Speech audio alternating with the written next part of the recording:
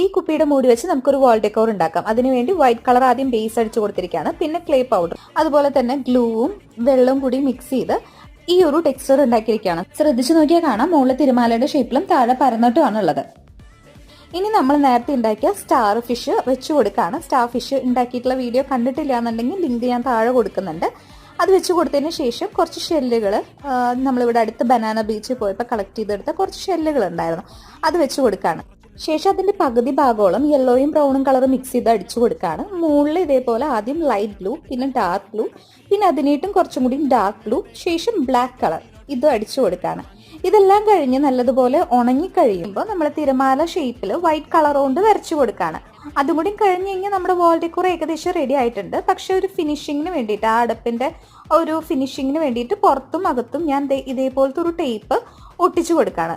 ഇതാണ് final look. എങ്ങനെയുണ്ട്?